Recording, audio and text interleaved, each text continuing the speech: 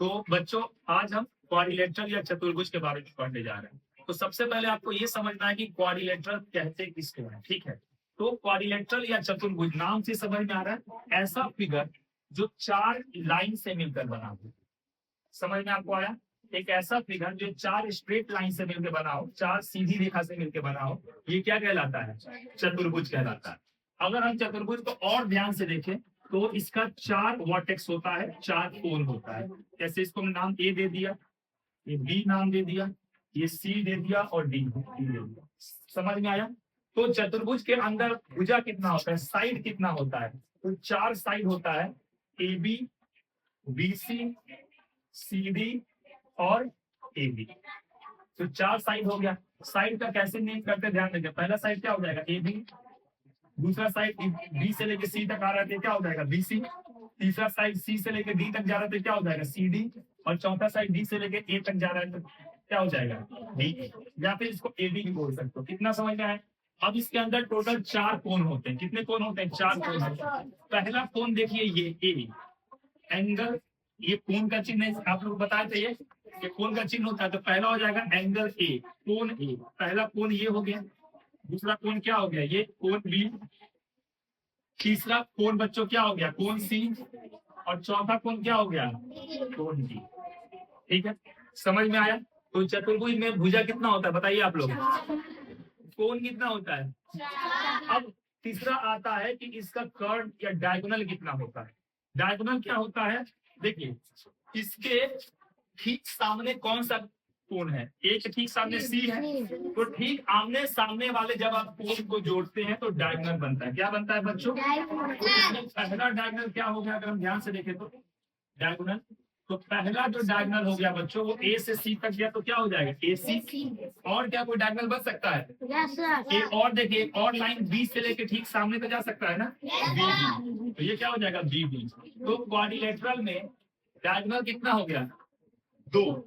एक diagonal AC हो गया और दूसरा बीडी हो गया। इतना समझ में आप लोग को आया?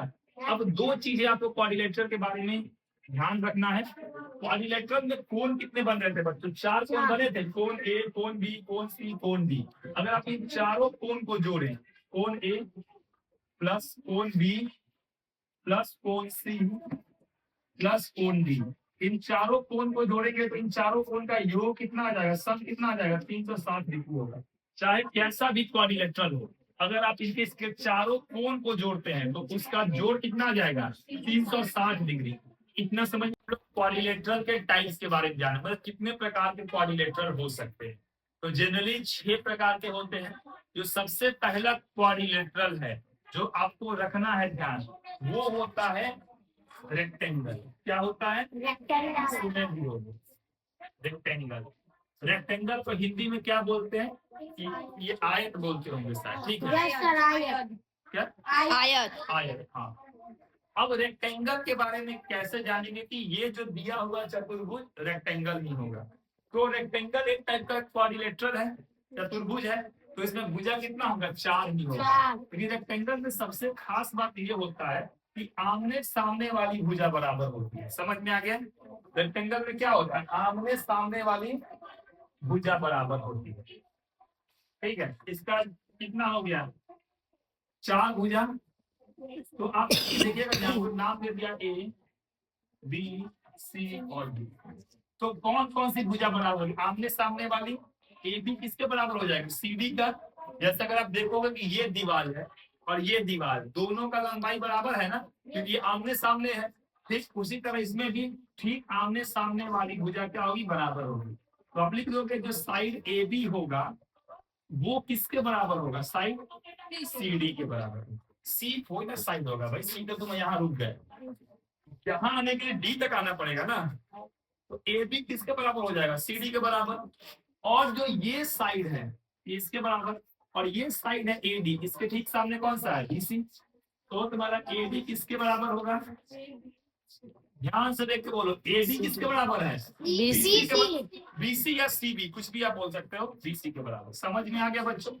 तो आयत या रेक्टेंगल का पहला चीज आप लोग समझे, आमने सामने वाली भुजा क्या होगी? बराबर होगी।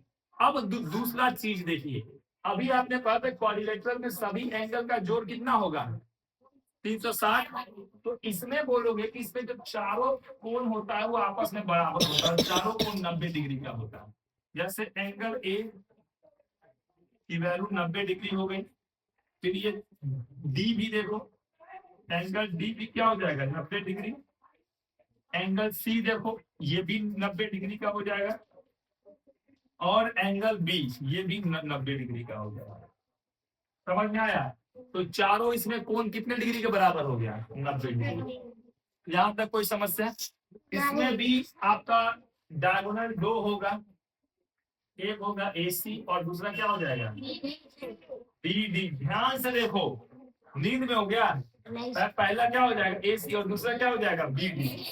एक चीज बच्चों ध्यान रखिएगा, रेक्टेंगल में ये भी कहा जाता है कि जो AB होगा ना वो हमेशा, सॉरी AC, जो डायगोनल आपका AC है वो दूसरे डायगोनल BD के बराबर होगा। समझ में आया? किसके बराबर होगा? BD कौन बोल रहा है? वो BD के बराबर होगा। AC किसके बराबर होगा? AC जो एक डायगोनल है दूसरा डायगोनल BD के बराबर होगा। अब इतना चीज समझ गया आप लोग, एक और चीज जान जाइए तो फिर आप लोग को 8, 9 तक इसमें कुछ और एक्स्ट्रा पढ़ने की जरूरत नहीं है। अगर बोलेंगे AC का लंबाई बताओ, किसका लंबाई बताओ? AC का लंबाई। तो आप बोल दो सर जो AC का लंबाई होगा स्क्वायर रूट होगा, ये आप लोग अभी निकालना आगे बताया जाएगा।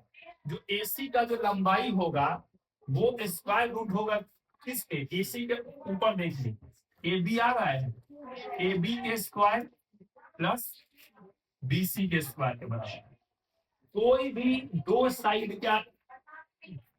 साइड का स्क्वायर करो और उसके ऊपर स्क्वायर रूट लगा दो, ये AC का वैल्यू होगा। अब बोलेंगे बताओ तो भाई BD का वैल्यू कितना होगा? तो BD और AC तो बराबर ही है, तो ये लिख सकते हैं BD का भी वैल्यू इस A ही बराबर होगा। कोई भी अगल बगल वाले दो साइड के बराबर, AB square plus BC square.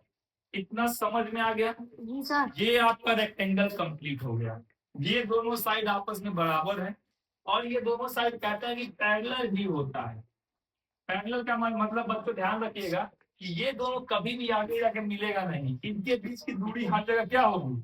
बराबर होगी। पहले इसके बीच की दूरी AB था और फिर अगर 20 से C के बीच का दूरी BC था, ये दोनों बराबर था। ऐसे ही हर जगह इसके बीच का दूरी क्या होगा? बराबर होगा। समझ में आ गया? तो हमारा अगला चतुर्भुज है वो है वर्ग या स्क्वायर। क्लियर है? स्क्वायर के बारे में आपको तीन चीज जानना है। रेक्टेंगल में या आयत में क्या था? सामने सामने वाली भुजा बराबर होती थी और हर कोण 90 डिग्री का होता था। क्लियर है? स्क्वायर में इसमें एक चीज चेंज हो जा रहा है, स्क्वायर में चारों भुजा आपस में बराबर होगी। वर्ग में क्या होगा? चारों भुजा आपस में, जैसे हमने इसको A मान लिया, B मान लिया, C मान लिया, D मान लिया, तो जितना बड़ा AB होगा उतना ही बड़ा BC भी होगा, उतना ही बड़ा CD भी होगा, उतना ही बड़ा DA भी होगा। तो वर्ग में क्या है कि ऑल साइड्स आर इक्वल, सभी भुजा बराबर होगी। AB इक्वल टू क्या हो जाएगा? BC equal to CD equal to DA। अब आप लोग एक चीज बताइए और सोचिए, रेक्टेंगल में क्या होता था? कोण कितने डिग्री का होता था? हर कोण 90 डिग्री का होता था। गुड। तो रेक्टेंगल में सारा कोण 90 डिग्री का होता था। तो ठीक स्क्वायर में भी वही होगा, सभी कोण 90 डिग्री का होगा। एंगल A भी 90 डिग्री, B भी 90 डिग्री, C भी 90 डिग्री और D भी 90 डिग्री। तो यहाँ लिख सकते हैं angle A equal to 90 degree, angle B equal to 90 degree, फिर एंगल C भी 90 डिग्री हो जाएगा और एंगल G भी 90 डिग्री हो जाएगा। डायगोनल कितना होगा बताइए आप लोग? अब इसमें डायगोनल अब इसमें डायगोनल कितना होगा बताइए आप लोग? स्क्वायर में कितना डायगोनल होगा? दो ही डायगोनल होगा। एक डायगोनल क्या निकलेगा? AC बोली ना आप लोग, और दूसरा क्या हो जाएगा? BD। ठीक है, ये इसका डायगोनल होगा। अब डायगोनल का फॉर्मूला बच्चों क्या होता है? जैसे AC किसके बराबर हो जाएगा? BD के बराबर हो जाएगा। क्लियर है? ये दोनों डायगोनल जैसे कि रेक्टेंगल में बराबर होते थे वैसे स्क्वायर में भी बराबर हो जाएंगे। पर एक चीज ध्यान रखना है, इसमें डायगोनल निकालने का फॉर्मूला क्या होगा इसको देखिएगा ध्यान से। ये हो जाएगा अंडर रूट और पहले आप ये करो, इसका साइड कितना है, ए बी है, कोई भी एक साइड को ले लो और उसको मल्टीप्लाई कर दो 1.414 से। समझ में आ गया, साइड का गुना 1.414 से आप लोग कर दोगे तो क्या होगा, स्क्वायर बन जाएगा, मतलब उसका डायगोनल आ जाएगा और चारों साइड आपस में क्या हो जाएंगे, बराबर हो जाएंगे। इतना समझ में आ गया। ठीक है बच्चों, जो हम लोग पढ़ने जा रहे हैं ये तीसरा क्वाड्रिलेटरल है, तीसरा चतुर्भुज है और इसका नाम है पैरेललोग्राम। इसको हिंदी में क्या बोलते हैं, समांतर चतुर्भुज। क्या बोलते हैं, अब इसका ऐसा नाम क्यों पड़ा हमको जानना है, क्योंकि ये समांतर रेखा से मिलकर बना होता है। पैरेललोग्राम में दो लाइन ऐसे होते हैं जो आपस में क्या होते हैं, पैरेलल होते हैं, मतलब इनके बीच का दूरी क्या होता है, हमेशा बराबर रहेगा। पैरेलल रेखा वो होता है जिसके बीच का दूरी हमेशा बराबर हो। जैसे आपने ट्रेन का पटरी देखा होगा, ट्रेन का पटरी ऐसे ही सीधे चलता है, ऐसे ये एक वही रहे और दूसरा तो ऐसे नहीं आता है, अगर ये ऐसे आता है तो ये भी उतना ही दूरी पे ऐसे घूमता है, तो वो पैरेलल लाइन हो गया। तो ठीक यहीं पे पैरेललोग्राम का फिगर बना दे रहा है, वो फिगर हमारा ये है, इसको देखिए ध्यान से, ये हमारा पैरेललोग्राम है, ये लाइन इसके पैरेलल है, मतलब इन दोनों लाइन के बीच की दूरी कहीं से नापोगे तो क्या आएगा, बराबर ही आएगा, और ये इसके बराबर भी है। तो इसका name they they A B C और डी। तो पहला चीज हमको क्या क्या दिखेगा, जो बीसी है वो एडी के बराबर होगा। समझ में आया, उल्टा वाला जो सामने सामने वाला भुजा आपस में बराबर होगा, और दूसरा सामने सामने वाला भुजा क्या है, ए बी और डी सी, और ए बी भी क्या होगा, डी सी के बराबर होगा। समझ में इतना आप लोग को आया, ये ए बी किसके बराबर है, डी से लेके सी तक के बराबर है, और ये ए डी किसके बराबर, अपने सामने वाला डी सी के बराबर है, और साथ में ये दोनों समांतर भी है, पैरेलल भी है। तो यहाँ पर ऐसे लिखते हैं, ए डी समांतर को बच्चों ऐसे दिखाते हैं दो लाइन से। एडी किसके समांतर है, बताइए आप लोग, एडी किसके समांतर है, अरे बीसी के समांतर बोलो भाई, एडी बीसी के बराबर भी और बीसी के समांतर भी। समझ में आ गया बच्चों। अब ए बी बताइए, ए बी किसके समांतर है, बीसी के, और उसके बराबर भी। समझ में इतना आ गया बच्चों। पहला चीज रहा ये पैरेललोग्राम या समांतर चतुर्भुज के बारे में। अब दूसरा चीज क्या देखेंगे कि ये जो कोण ए है ना, दिख रहा है, ये जो कोण ए है ये अपने सामने वाले कोण के बराबर होगा, कोण ए इक्वल टू कोण सी, ठीक है, और ये जो कोण होगा कोण बी, ये कोण डी के बराबर होगा, तो एंगल बी इक्वल टू,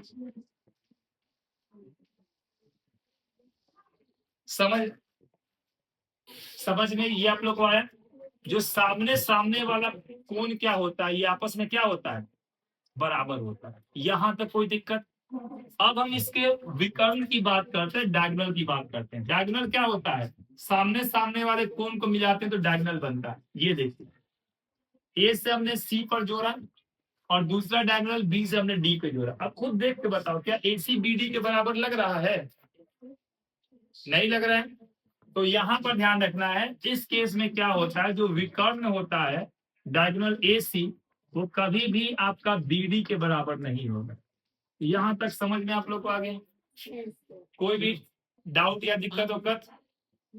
अब इसमें एक चीज का आपको और ध्यान रखना है, वो सबसे इंपॉर्टेंट चीज, सभी लोग ध्यान देखिएगा, 8वां 9वां में इसी पे क्वेश्चन ज्यादा आएगा। जिस पॉइंट पे डायगोनल मिला है, ये पॉइंट को हमने मानो कि ओ बोल दिया। पहला डायगोनल बताइए, एसी है, पहला डायगोनल आपको एसी दिख रहा है ना, तो ओ क्या करेगा, एसी को दो बराबर भाग में बांट देगा। जो एओ का लंबाई होगा वो ओसी के लंबाई के बराबर होगा। मतलब अगर ये 10 सेंटीमीटर का होता तो ये लाइन 5 सेंटीमीटर पे होता, अगर ये 12 सेंटीमीटर का होता तो ये 6 सेंटीमीटर पे होता, अगर ये 2 सेंटीमीटर पे होता तो 1 सेंटीमीटर के बराबर होता। तो यहाँ पे हमको क्या दिख रहा है कि जो ये कोण है, ये जो जहां मिल रहा है दोनों डायगोनल, ये इसको दो बराबर हिस्सों में बांट रहा है, तो एओ का वैल्यू किसके बराबर हो जाएगा, ओसी के। ठीक है बच्चों, और दूसरा भी तो डायगोनल है ये, तो ये भी इसको भी क्या करेगा, दो बराबर हिस्सों में बांट देगा। तो ये हमारा हो जाएगा BO। BO किसके बराबर होगा आप लोग खुद बताओ। OD।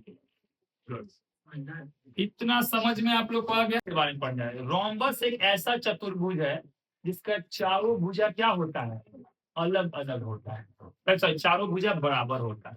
जैसे हमने एक रोम्बस बना दिया, ये इसका चारों भुजा क्या है, बराबर होगा। जैसे A B, ध्यान से सुनो, कोई रिपीट नहीं करेगा, अभी जब बोलेंगे तब बोलना है। C और D, इसके 4 कोण हो गए बच्चों। अब ये चारों भुजा आपस में, सॉरी, चारों भुजा बराबर होगा। तो पहला भुजा A से लेकर B तक है, तो AB किसके बराबर हो जाएगा, BC के।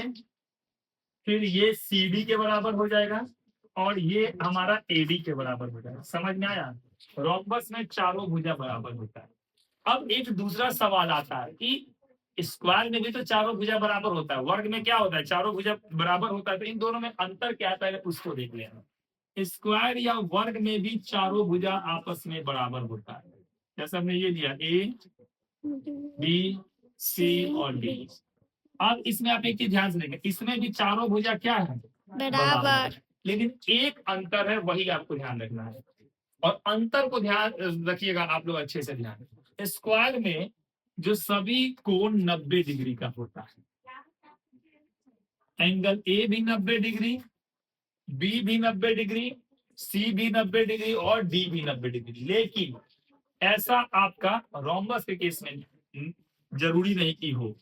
एंगल A एंगल B के बराबर होगा, एंगल B एंगल C के बराबर होगा, और एंगल C एंगल D के बराबर होगा, और चारों 90 डिग्री के बराबर होगा।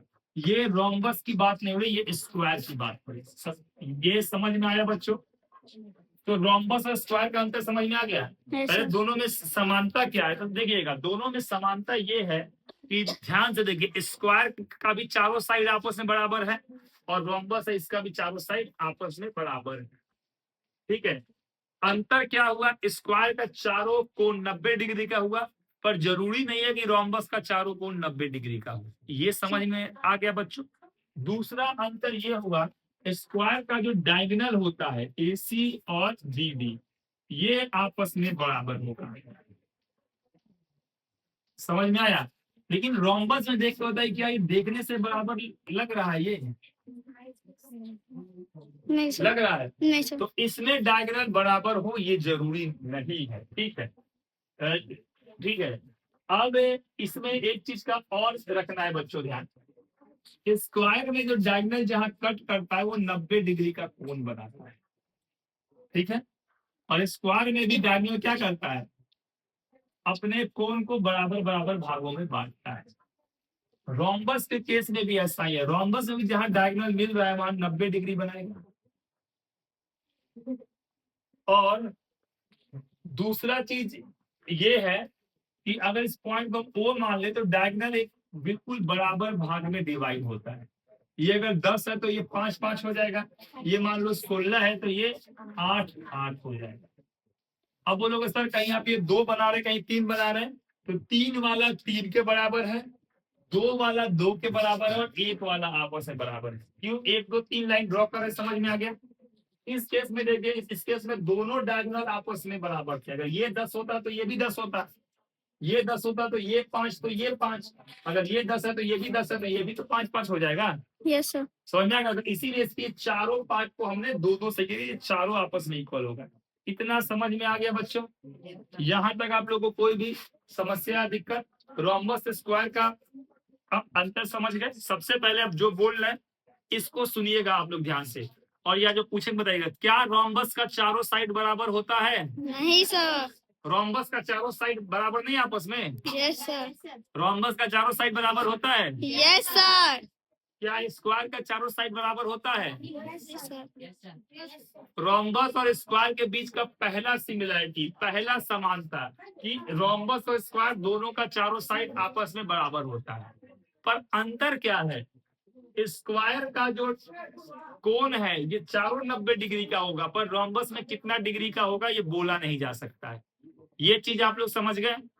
दूसरा, स्क्वायर का डायगोनल बराबर होगा, AC जो होगा वो BD के बराबर होगा, लेकिन ऐसा रोम्बस में बोला नहीं जा सकता है। समझ में आ गया? यहाँ तक कोई भी आप लोगों को समस्या, डाउट या दिक्कत बताइए। यहाँ तक कोई समस्या नहीं। अगला चतुर्भुज है नेक्स्ट क्वाड्रिलेटरल, उसका नाम है ट्रेपेजियम। ये भी आप लोग को समझना है। ट्रेपेजियम में दो भुजा समांतर होता है, पर पैरेललोग्राम से कैसे अंतर है? ऐसे अंतर है कि वो समांतर भुजा पैरेललोग्राम में बराबर था ना, इसमें जो समांतर भुजा है ये बराबर नहीं होता है। ट्रेपेजियम में पैरेलल साइड बराबर नहीं होता है। समझ में आ गया? तो इसमें तुम्हारा यहाँ से नाम दे दे ए, बी, सी और डी। इसमें बताइए कौन कौन सा भुजा आपस में समांतर है? अब बताइए आप लोग, कौन सा भुजा आपस में समांतर है? एक आवाज बोलिए, कौन सा आपस में समांतर है? सर डीसी किसके समांतर है? सर एबी के। एरो का चिन्ह लगा है ना, यस तो सर। ये दोनों आपस में बराबर है, मतलब इनके बीच का दूरी हर जगह क्या होगा? सेम ही होगा। तो यहाँ पर आप लोग को देखना है, यहाँ पर जो है ए बी हम बोल सकते हैं क्या है, वो पैरेलल है डीसी। समझ में आ गया? ऐसे ट्रेपेजियम जिसमें दो भुजा समांतर होते हैं लेकिन बराबर नहीं होते, वो क्या कहलाते हैं? ट्रेपेजियम कहलाते हैं। ट्रेपेजियम समझ गए आप लोग? इसमें अभी हम लोग को इस क्लास में ज्यादा नहीं पढ़ना है। अगला हमारा क्या हो जाएगा? Kite, right. जिसको हम लोग पतंग भी बोलते हैं। बस आपके पतंग में यहाँ पूंछ लगा होता है, यहाँ ऐसा कुछ नहीं है। काइट में क्या होता है बच्चों, देखना है। काइट में बगल बगल वाली भुजा बराबर होती है। ए बी किसके बराबर हो जाएगा? AC के। और BD किसके बराबर हो जाएगा? DC के। समझ में आ गया? इसमें भी क्या होता है, दो थो आपका वो होता है, डायगोनल होता है। ठीक है, इसमें भी क्या होता है, दो डायगोनल होता है। ट्रेपेजियम काइट में अभी हमको इस पर ज्यादा नहीं जानना। यहाँ तक सबको समझ में आ गया?